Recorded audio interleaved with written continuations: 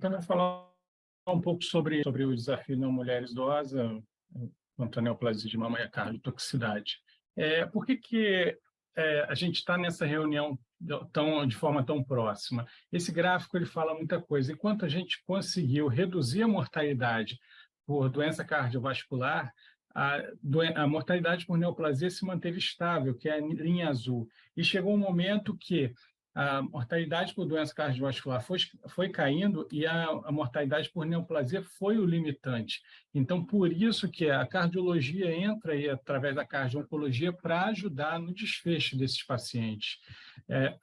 Avaliando bem os fatores de risco, avaliando o maior risco à cardiotoxicidade, através da abordagem multidisciplinar, nutrição, enfermagem, como foi bem citado pela Vivian, que é uma oncologista que está presente também, e a Kátia Luz, que é a cardio-oncologista.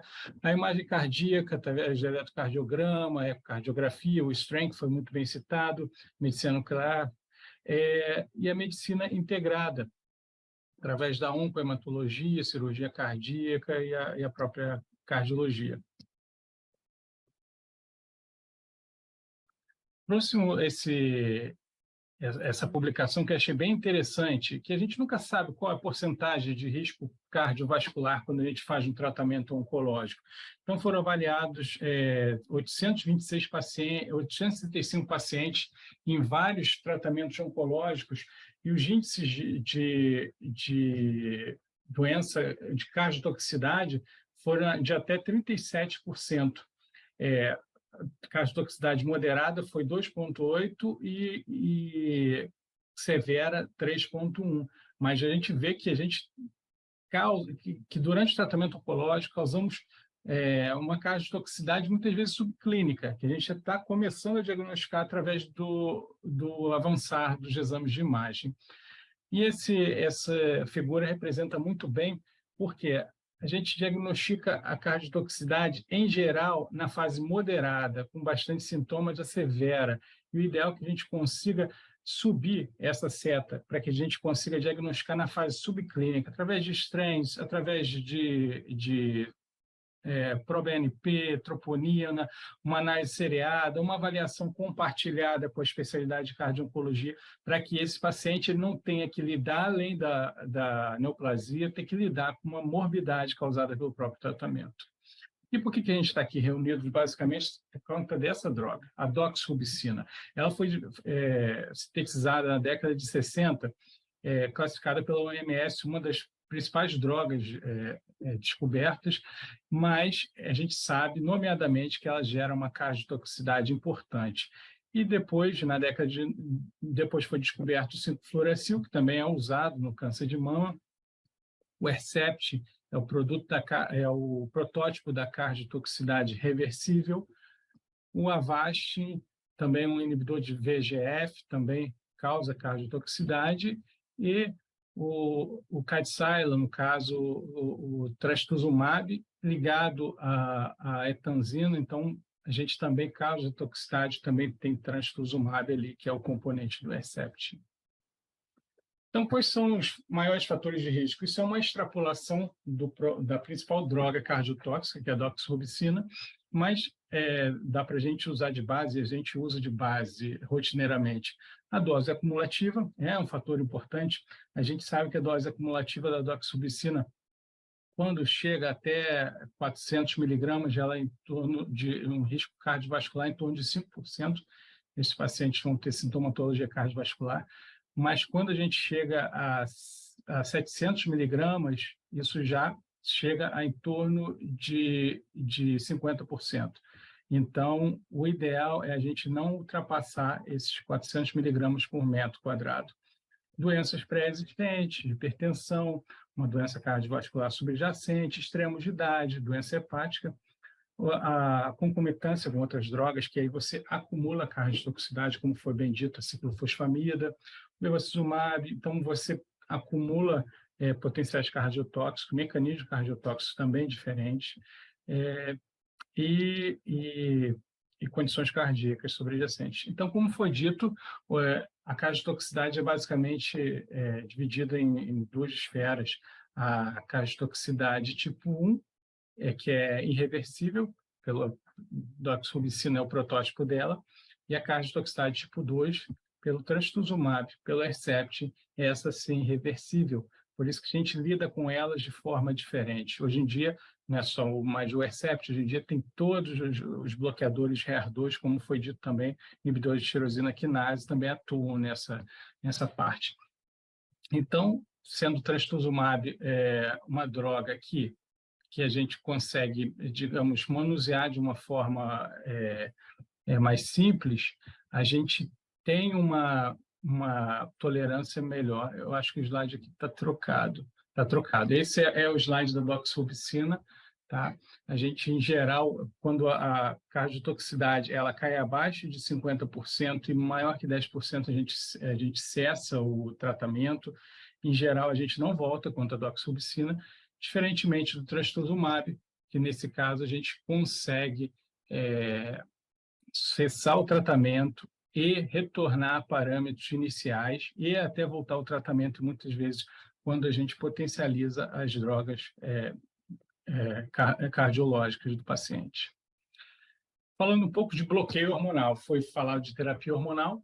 Como foi dito, a terapia hormonal é impeditiva para o paciente de câncer de mama e principalmente se o câncer de mama for receptor hormônio positivo.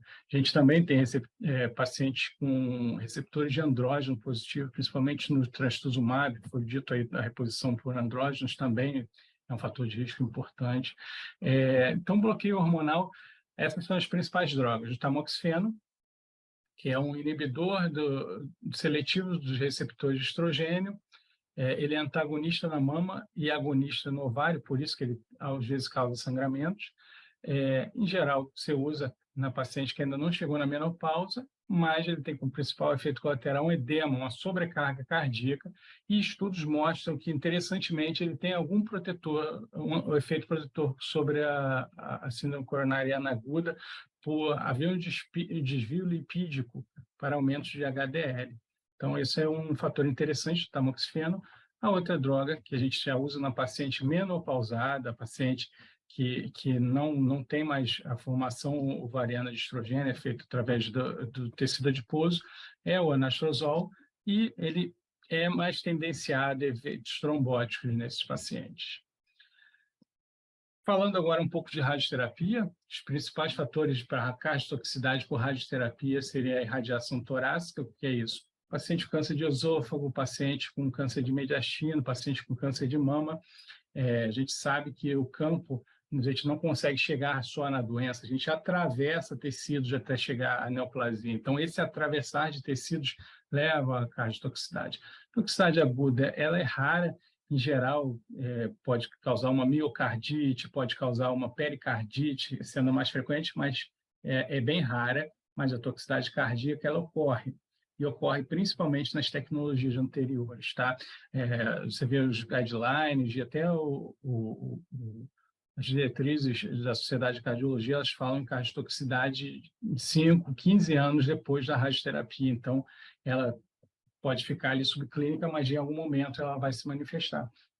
E ocorre por um estresse oxidativo radioinduzido, uma fibrose e disfunção a longo prazo.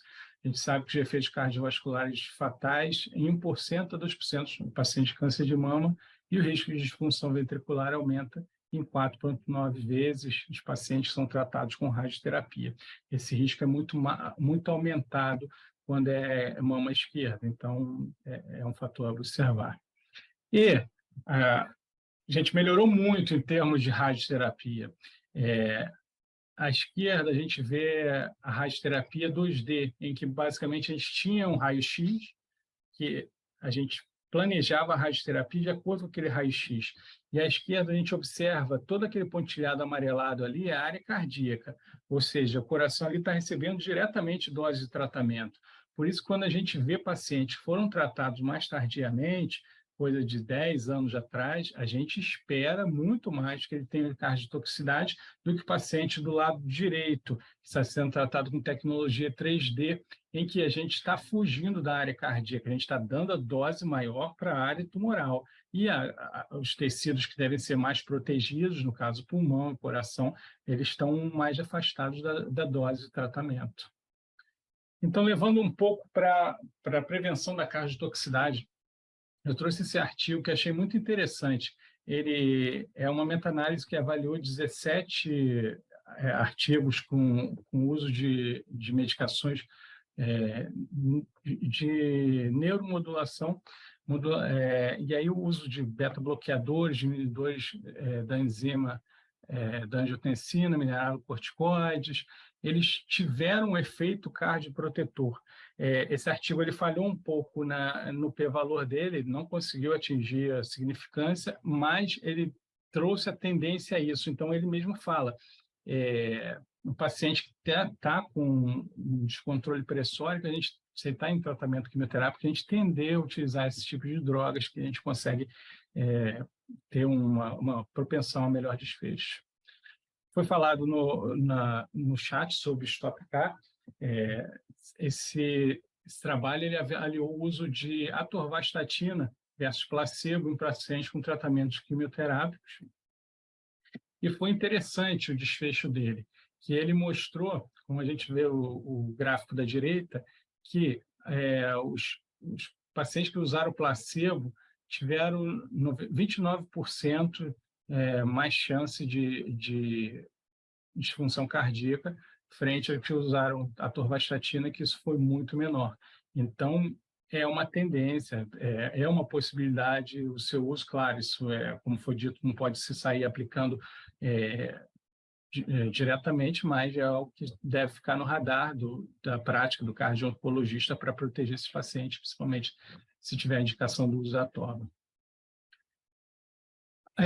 Então, a modulação neurohormonal é uma opção nesses pacientes que, principalmente se tiver uma hipertensão associada. A monitorização da função cardíaca, o eco transtorácico, ele é muito importante. Aí, como foi dito, a gente deve utilizar o bom e velho eco transtorácico, que a gente usa tanto na saúde pública, também na saúde privada, paciente que está fazendo uso de Herceptin, a gente faz a cada 3 aplicações, tendo um eco de base. O paciente está em uso de doxorubicina, a gente, em geral, não ultrapassa 240 miligramas por metro quadrado quando a intenção curativa, mas a gente deve ter um eco antes e um eco depois, isso é o ideal. O strain, que ele atua no dano subclínico, ou seja, não acumula duas patologias no paciente. Os biomarcadores de injúria miocárdica, o ProBNP, a troponina, tem importante papel na prevenção dessa injúria miocárdica. E a avaliação das escolhas. O que eu digo como avaliação das escolhas? Isso que a gente debateu. A gente sabe que tem medicações que são muito mais cardiotóxicas. Se você está com paciente paliativo, você não pode ultrapassar 400 miligramas por metro quadrado de doxorubicina, mas você está vendo que o paciente não responde a outra droga. Então, muitas vezes, você vai ter que ter um profissional de cardio-oncologista e oncologia perto e dar sessão por sessão e avaliando a possibilidade dele seguir. Isso aconteceu comigo no INCA. O paciente não respondia outra droga. Por exemplo, tive pacientes já que fizeram esquema de 5-fluoracil infusional e tiveram cardiotoxicidade, tiveram vasoespasmo coronariano, e era basicamente a única droga que ele poderia usar. Eu consegui fazer a troca por capecitabina, sabendo também que ela pode desencadear mais um pouco menos, e esses pacientes conseguiram fazer o uso. Então, a escolha de drogas, debatido com o cardio-oncologista, é muito importante.